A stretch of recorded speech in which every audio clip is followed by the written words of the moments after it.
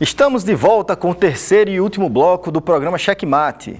Hoje recebemos a jornalista e professora Miriam Moema Pinheiro. Vamos já à nossa primeira pergunta dos estudantes neste terceiro bloco? Então, professora, estamos vivendo um momento de revolução, se assim posso dizer, especialmente entre as mulheres, né, entre as profissões e tal. E você falou de vários cargos que você exerceu como gestora, professora, jornalista, mas antes de tudo você é mulher, né? E nesse momento de revolução, a exemplo do Time's Up no cinema, eu queria saber a sua opinião, né, sobre a posição da mulher hoje comparado com a sua época e especialmente para o jornalista. A gente vê muito isso, principalmente na televisão, relacionado ao cinema, mas eu quero saber a sua opinião sobre o jornalismo, a mulher no jornalismo hoje e comparado com a sua época, quando você começou. Eu diria a você que hoje está bem melhor do que quando eu comecei, né? Inclusive, a gente vê que hoje, no jornalismo, a gente tem a presença da mulher em várias áreas, né? Uma coisa interessante, eu estava com uma aluna conversando com ela sobre a participação da jornalista nos programas esportivos, né? E hoje nós temos mulheres no campo, como repórter, né, comentarista e tal. Na minha época, isso era muito difícil, porque nós sabemos que o preconceito ele existe até hoje e que a mulher é sempre vista como, né, a segunda força, né? Nunca a mulher foi considerada, na minha época ainda pior, né? Hoje a coisa já está bem mais flexível com relação à participação da mulher nos diversos campos do jornalismo. E com essa aluna que nós estávamos conversando, a gente está fazendo uma pesquisa, inclusive é o TCC dela, sobre a mulher no esporte, né? Participação da mulher nos campos, no esporte, né? Jornalismo esportivo. E a gente está conseguindo já alguns dados bem representativos dessa participação, né? Ainda não é o desejado, não é, né? Mas em relação ao que você me pergunta, em relação à minha época, a mulher está muito mais atuante. Ontem, inclusive, eu participei na Campus Party de uma palestra em que era a participação da mulher, né, nos trabalhos de TI. E foi muito interessante, porque as meninas do Good Girl aqui, do IFRN, elas mostraram o percentual de mulheres. Uma delas, a Suzy, que foi a criadora do Good Girl, ela está numa empresa bem representativa em São Paulo, e ela estava dizendo que até em São Paulo, que é um estado onde a coisa acontece com muito mais, né, evidência, lá ainda a participação da mulher ainda é muito ínfima. Professora, pegando um gancho na pesquisa da sua orientanda da inserção da mulher no jornalismo esportivo, recentemente circulou nas redes sociais, nas televisões por assinatura, na própria Rede Aberta, uma campanha de jornalistas esportivas mulheres com uma hashtag Deixa Ela Trabalhar, justamente criticando o assédio explícito, né, no ambiente, muito no futebol também, majoritariamente machista. Tem alguma novidade em relação a isso no campo de pesquisa que ela está desenvolvendo, essa questão do assédio, que ainda é muito notório? Aqui também. Ela está começando, né, fazendo o levantamento e já detectou casos aqui.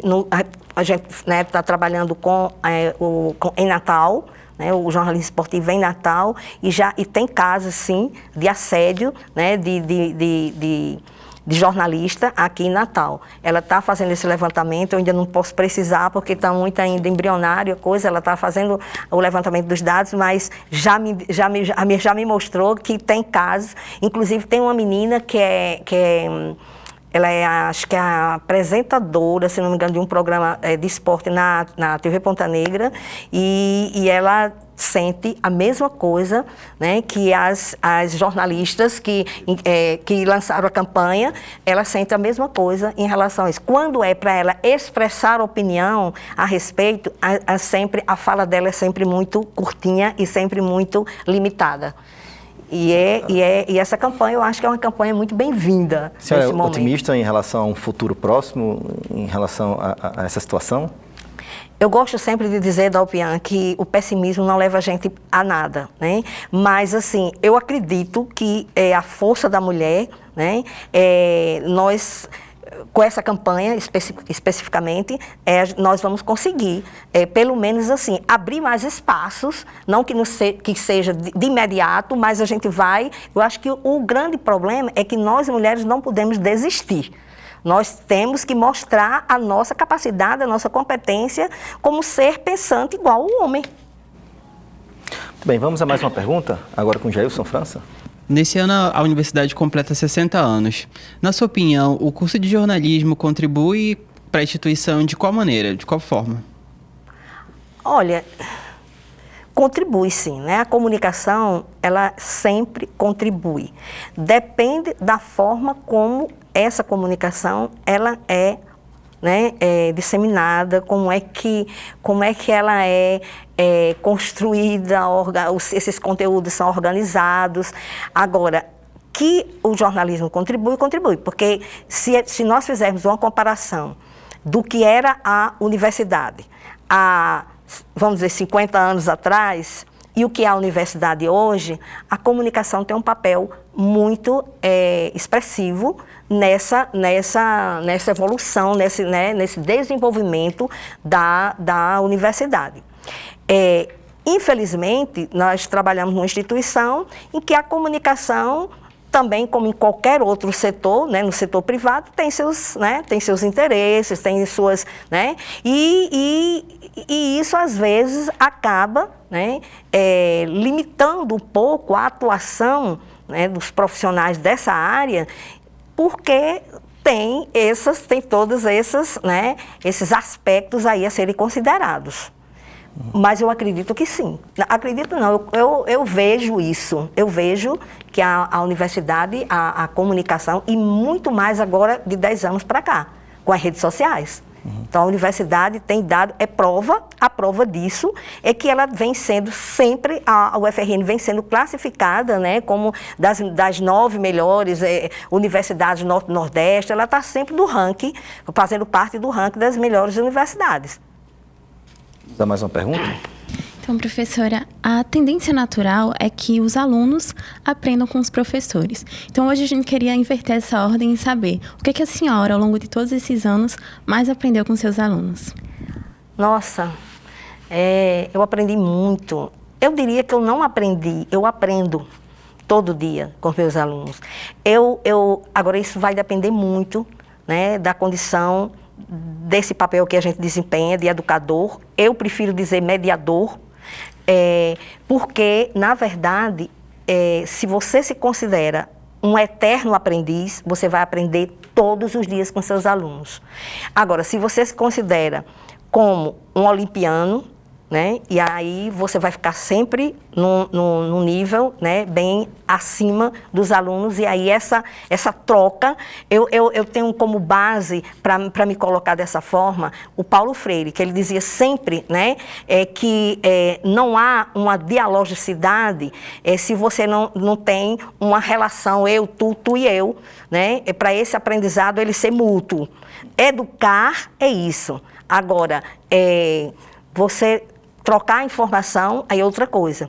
Mas, na verdade, eu tenho aprendido muito com os meus alunos, principalmente nesses últimos tempos, onde essa geração, né, tem me ensinado muito as questões de lidar com essas novas mídias.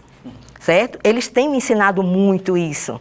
A gente discute do ponto de vista teórico e do ponto de vista prático, eles têm me mostrado coisas excepcionais, né? E eu tenho aprendido muito. Essa troca de experiência, ela é permanente. Para mim, Na sala de aula, essa troca ela é constante, permanente e extremamente saudável para mim. Então, eu me considero um aprendiz e eu me coloco sempre com os meus alunos de igual para igual, logicamente, com deveres e direitos, a gente conversa sobre isso, mas eu tenho como base a minha conduta em sala de aula como professora é a pedagogia da autonomia. Professora, nesse contexto que a senhora coloca, é notável que os alunos eles trazem muito conhecimento para a sala de aula também, e eu acho que é esse o papel da mediação Sim. que a senhora desenvolve, né? A senhora percebe também uma certa ansiedade, muitas vezes, em conquistar coisas muito rapidamente. Há estudos, né, que percebem alunos, muitas vezes, criando expectativas e não alcançando. Isso gera um quadro de, às vezes, depressão e precisa dar esse suporte. Como o professor hoje pode lidar com esse tipo de cenário em que os alunos estão também sendo muito imediatistas e se frustrando, até, às vezes, muito antes do necessário? É muito interessante essa questão, Dalpian. É uma coisa que me inquieta muito, né? É uma coisa que me toca muito. Em função dessa minha convivência, né? E dessa troca, a gente nunca deve esquecer que o aluno ele tem um conhecimento prévio, né? E que a gente tem que considerar isso, por mais imaturo que seja esse conhecimento, mas a gente precisa levar em consideração isso. E uma coisa que me toca muito hoje é exatamente esse aspecto, a ponto de me instigar a desenvolver uma pesquisa sobre motivação, que é uma coisa que está me inquietando muito na sala de aula. Alunos... E eu tenho uma relação muito aberta com os meus alunos, uma relação muito afetiva, porque eu também não acredito em educação e não acredito numa convivência saudável em sala de aula que não seja com afetividade.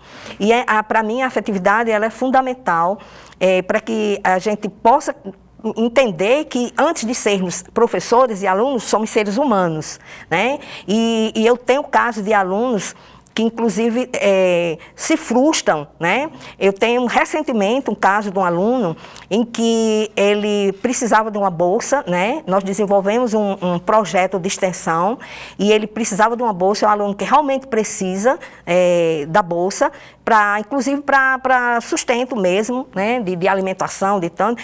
E nós elaboramos o projeto e pedimos 2 bolsas e nos foi negado, né? Eu recorri, fui lá na Proex, argumentei, levei o documento escrito, argumentei e mesmo assim não fui atendida. Então, assim, essas frustrações, elas acontecem permanentemente, constantemente, isso vem sendo uma constante, né? Eles criam aquela expectativa, né, de ver se realizam algum trabalho e aí isso possa servir de portfólio no mercado para eles, e eles acabam sendo, né, frustrados em relação a muitas demandas, muitas cobranças, inclusive, né? A família cobra por um lado e a instituição às vezes não pode atender, né? Acontece de não atender, que eu lastimo isso, porque coisas às vezes assim, ainda coisas importantes para a vida do aluno. E aí o que acontece? O aluno, ele começa nessa relação que eu tenho em sala de aula, eu fico muito amiga dos meus alunos. E quando, no término, né, das aulas, eu sempre fico com 3, 4 alunos que vêm a mim falar de problemas pessoais. E aí eu recorro, em função disso, eu recorri a um estudo que eu fiz sobre educação emocional e minha formação em coach, que é justamente para dar esse apoio aos alunos. Eu venho fazendo isso com os meus alunos. Hoje eu tenho 3 alunos que chegaram para mim dizendo que uma situação extremamente complicada, né, de a vida não ter mais sentido, eu não quero mais viver, e eu fiz com que ele visse a importância e a grandeza de que ele tem, né, que ele carrega com ele, que é a pessoa, né, o ser que ele era, né, a preciosidade que ele tinha dentro dele, e aí a gente está nesse processo, me parece que a coisa está indo, caminhando, acho que satisfatoriamente. E aí eu convidei um colega que é psicólogo para trabalhar um pouco isso com meus alunos, porque eu estou muito preocupada. Todo dia um aluno chega para mim e diz: professora, eu não vim à aula porque eu fui para o médico, eu estou com depressão. Professora, eu não fui para... Eu estou muito ansioso. E a gente sente isso nas aulas. Uma ansiedade, uma coisa assim, sabe, incontrolável nos alunos. E isso está me deixando bastante apreensiva, porque é uma situação onde eu me coloco assim como uma pessoa de mais idade, né?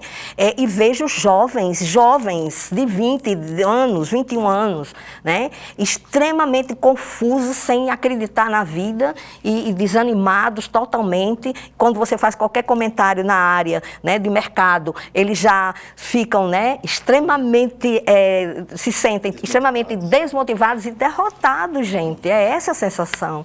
Então, é uma situação que eu acho que nós, professores, temos que procurar, né, entender.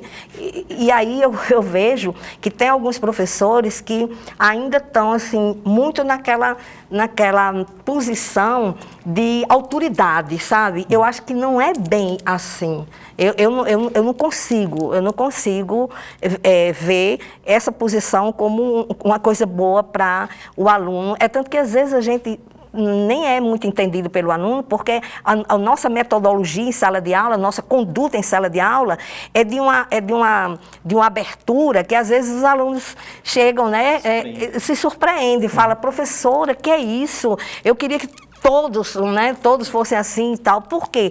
Porque eu vejo o aluno como ser humano, antes de tudo.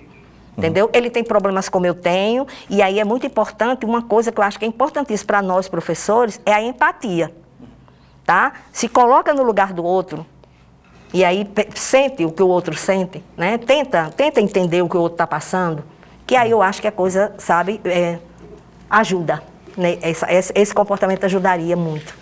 Professora, infelizmente nosso tempo está se esgotando. Eu acho que teriam vários outros assuntos que poderíamos discutir aqui. Quem sabe numa próxima oportunidade deixar um último espaço para suas considerações finais.